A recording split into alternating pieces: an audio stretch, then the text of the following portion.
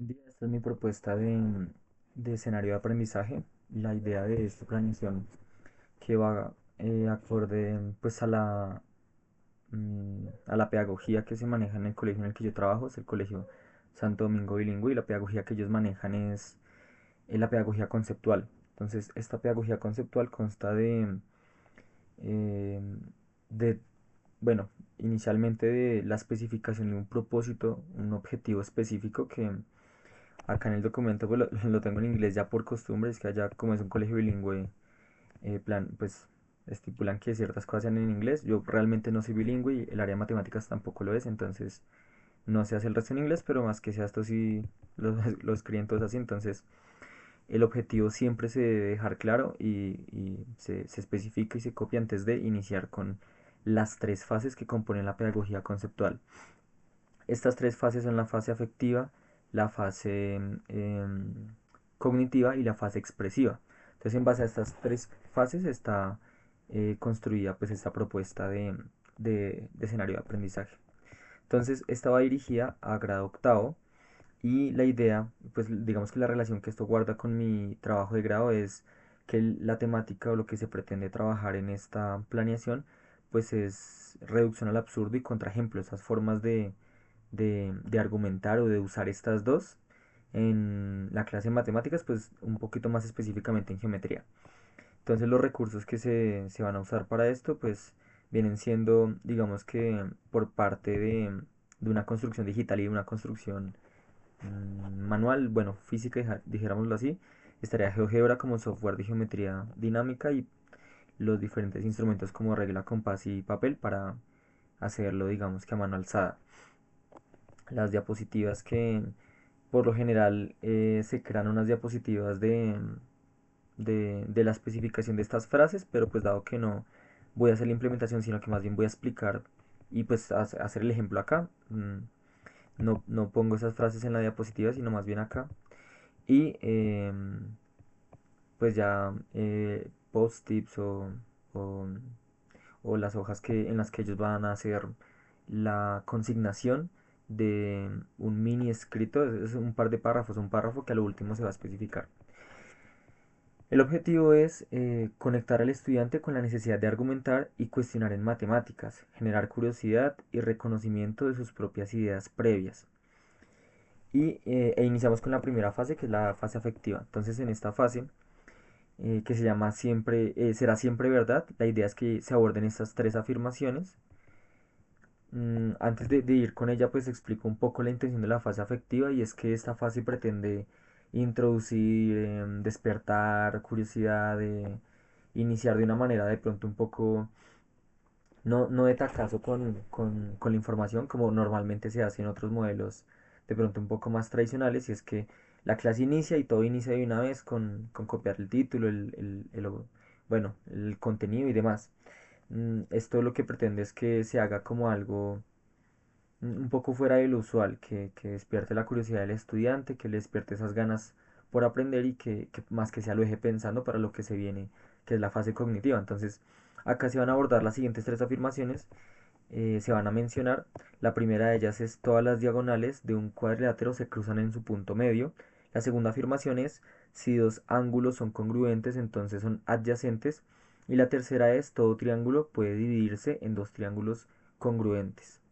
Entonces, la idea con esto es que traten de ellos de verificar por sus propios medios en GeoGebra si esto es o no cierto. Entonces, lo que se pretende que ellos hagan es que usen las herramientas que ofrece el software GeoGebra para pues verificar esas afirmaciones. Por ejemplo, la primera dice que todas las diagonales se cruzan en su punto medio.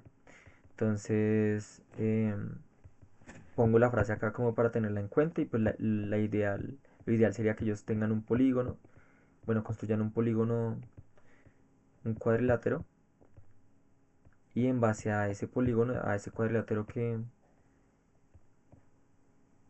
van a crear,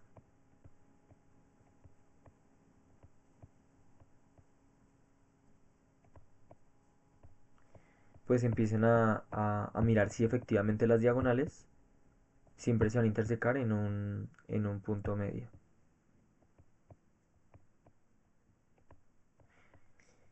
Y pues digamos que haciendo la ejemplificación acá, pues basta con que se den cuenta, pues digamos que con esta herramienta que ofrece GeoGebra, que es del arrastre, basta con que modifiquen un poco ese cuadrilátero para que se den cuenta pues que no siempre ocurre que, y esto se ve visualmente y aún así, digamos que tienen también las herramientas, ¿no? Como la de intersección y la de medición, en donde por medio de estas pues podrían ya darse cuenta específicamente que esto no es así, aunque se note, digamos que a ojo,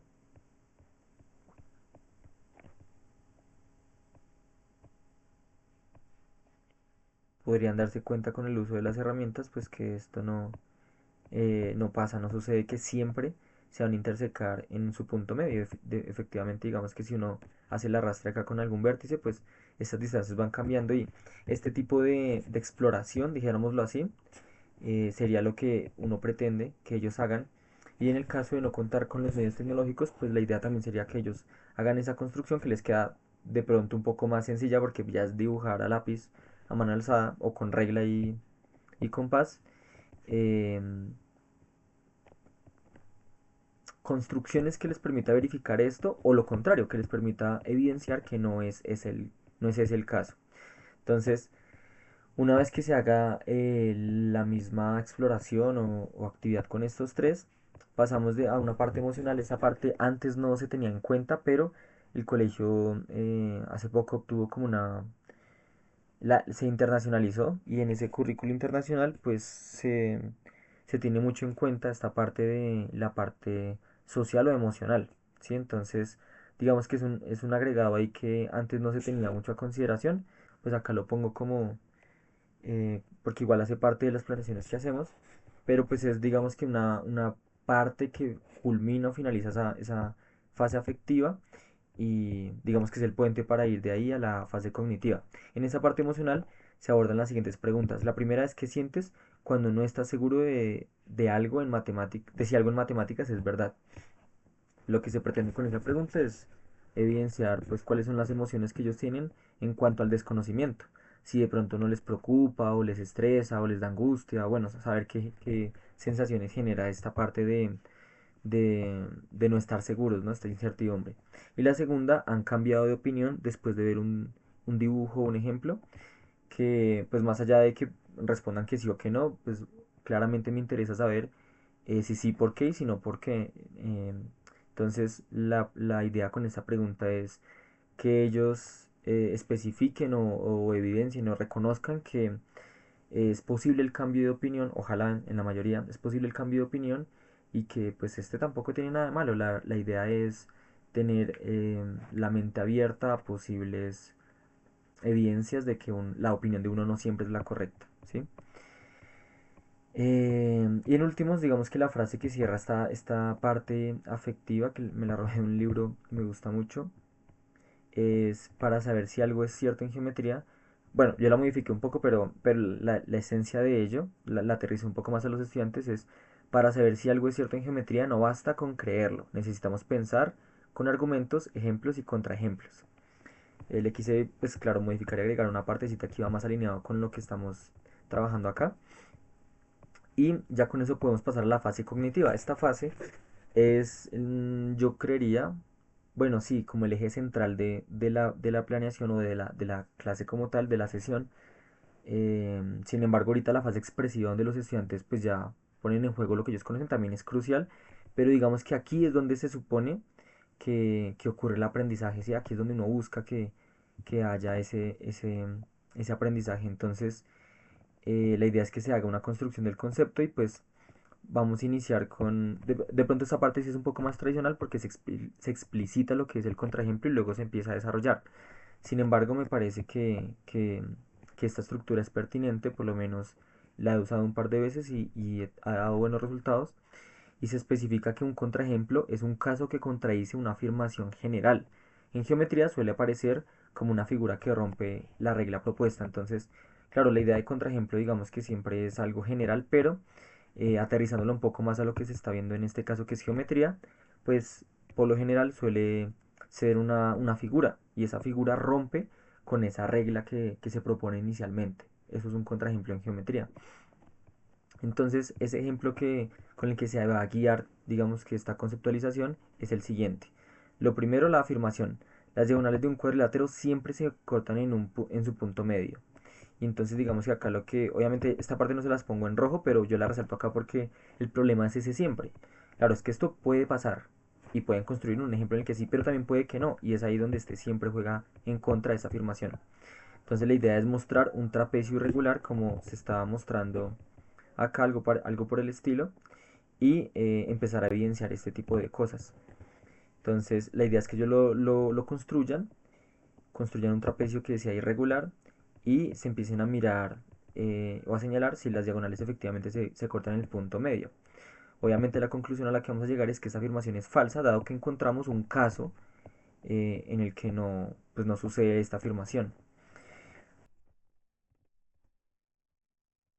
Entonces, digamos que a diferencia del contraejemplo, pues acá lo que se hace es que se explica pues el proceso, porque el contraejemplo pues como es tan directo, digamos que hay una definición concreta de lo que es, pero en el caso de la reducción al absurdo pues es más bien un proceso, entonces se definen como las pautas de ese proceso. Entonces la explicación de lo que es de lo que sería reducción al absurdo es, en una primera instancia, se parte de suponer que la afirmación que queremos demostrar es falsa, ¿sí? Entonces, hay una afirmación, yo quiero demostrar esa afirmación, pero lo que hago es suponer que es falsa. Hasta ahí vamos a partir de que esa afirmación es falsa. Y la idea es razonar, es decir, inferir afirmaciones a partir de ella, de ese supuesto de que es falso. Entonces prácticamente pongo la negación de ella, si esa es mi suposición, pongo la negación de esa afirmación y empiezo a inferir afirmaciones a partir de ella, hasta llegar a una contradicción lógica o geométrica. Y ello nos permite concluir que la inicial, la que yo considero que es verdadera, pues efectivamente es verdadera. Esto pues genera confusiones porque es un poco de términos, hay como una sopa de términos que de pronto no se podría entender bien, así que pasamos más bien al ejemplo que nos permitiría evidenciar esto. Entonces la idea de este ejemplo es, vamos a probar la siguiente afirmación y es que no existen triángulos con dos ángulos rectos. Para probar esta afirmación, según la reducción al absurdo, lo que yo hago es suponer el contrario. Si la negación de esto es, pues que en efecto existe un triángulo que cumple con esa condición, o si existen los triángulos con dos ángulos rectos. Entonces, sí, tengo este supuesto y la idea es que ellos empiecen a mirar qué es lo que pasa con este supuesto, ¿no? O sea, yo sé que ese supuesto es falso. Miremos dónde está el problema, dónde está... O sea, ¿por qué esto no puede ser verdadero? Entonces la idea sería que ya, dependiendo de lo que se cuente, si se cuenta con el software, pues se hace con el software, si se cuenta con papel y lápiz, pues se hace la construcción en papel y lápiz. Lo chévere es que esta planeación que hago no depende de, pues, de un recurso digital, sino que también se puede hacer en papel y lápiz, pero pues el ideal sería mirar, construir en primeras un triángulo. Bueno, hay dos formas de hacer esto, ¿no? Construir un triángulo y ver medir los ángulos internos y ver de qué manera yo hago que esos dos ángulos sean de 90. Entonces yo primeramente puedo empezar a medir, creo que esta es medición de ángulo. Inicialmente puedo empezar a medir.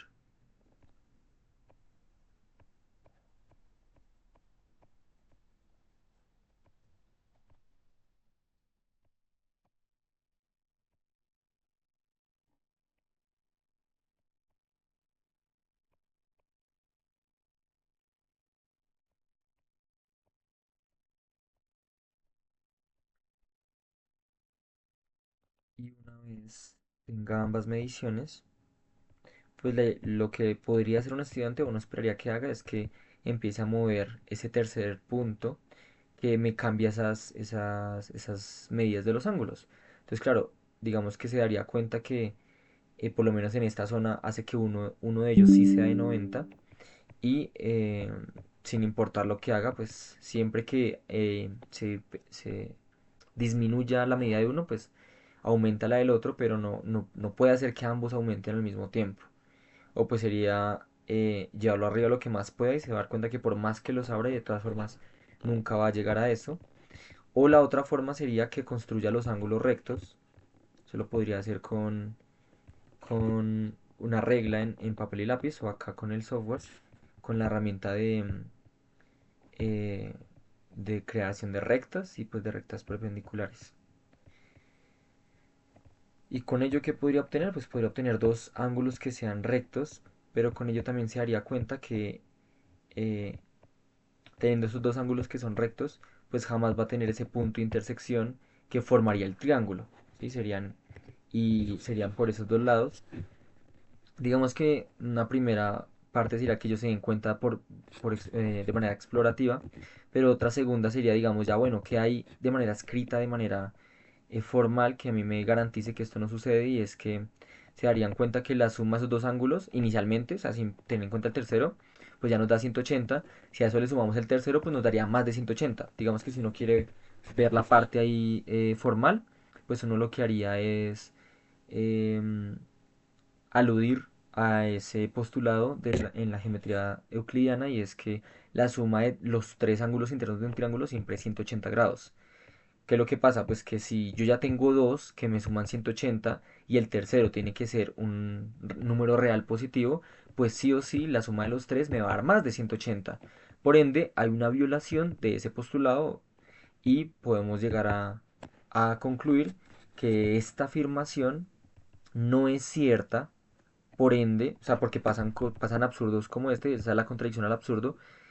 Pasan estas cosas que son absurdos, o sea, que la suma interna de los triángulos de un triángulo sea 180 y a la vez sea mayor, no tiene sentido, eso es un absurdo. Entonces, concluimos que esta afirmación no es verdadera, por lo tanto, la opuesta sí tiene que ser verdadera. ¿Por qué? Porque si no, empiezan a ocurrir estas absurdeces, como que la suma de los ángulos internos de un triángulo puede ser igual a 180, pero también puede ser mayor y pues no puede ser ambas al mismo tiempo. Luego pasamos como a la actividad central, en donde ellos ya van a poner en práctica, no, ellos van a hacer el ejercicio como tal, y esto en grupo porque me parece que la construcción del conocimiento pues es colectiva, el constructo del conocimiento se hace de manera colectiva, y en ello pues van a reunir grupos de 3 o 4 estudiantes en donde van a empezar a verificar estas afirmaciones que se proponen acá, y la idea es que cada grupo decida si quiere, según su estrategia, pues si quiere buscar un contraejemplo a estas 4 afirmaciones, o si pues planea más bien llevar a cabo el proceso de reducción al absurdo, que vendría siendo pues coger una de esas afirmaciones, mm, proponer la negación, que sabemos que, bueno, que se supondría que es falsa, y empezar a hacer el desarrollo para evidenciar si eso no es. Ello les permitiría pues demostrar si la afirmación inicial es verdadera o es falsa, o qué podrían hacer con ello. Y pues aquí poniendo el propósito, en específico el propósito de esta fase cognitiva es que ellos reconozcan cuando el contraejemplo es suficiente, entender si es necesaria una demostración, una argumentación de pronto un poco más formal con el proceso de reducción al absurdo. Y finalizamos con una socialización guiada, que vendría siendo algo muy parecido a lo que se ha trabajado en los cursos de geometría de la universidad. Digamos que de ahí me surge esta estructura de idea, y es hacer una socialización de lo que cada grupo concluyó o a lo que cada grupo llegó. Entonces esto tiene por la intención de que los estudiantes produzcan una explicación propia, que sea clara, que la puedan comunicar, y pues también que el resto reconozca el trabajo de los demás.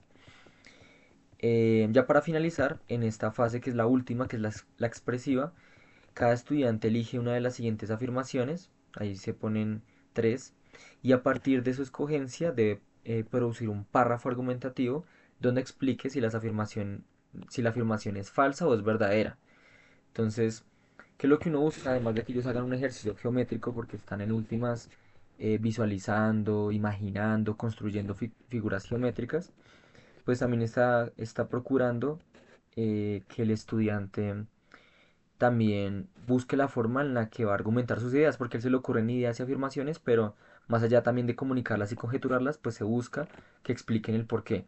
Y esa explicación, pues la pretendo que la hagan por medio de un párrafo argumentativo, porque pues en efecto acá no se cuenta con esa construcción del sistema teórico como lo hacemos en la pedagógica, sino que a él se le ocurre algo y pues la idea es que lo que pretendo es que lo pongan en palabras con las herramientas que se les acabo de dar. Pues ellos pueden decidir si hacerlo por contraejemplo, por reducción al absurdo, según lo que ellos consideren que sea mejor y que además pues a ello le incluyan o le añadan un dibujo, un diagrama que permita ilustrar aquello que dicen, porque pues bueno, pasa en ocasiones que no es muy claro la explicación que ellos hacen, entonces pues también aluden y yo también prefiero que añadan un dibujo o un diagrama pues que ilustre lo que ellos están diciendo en últimas en ese párrafo.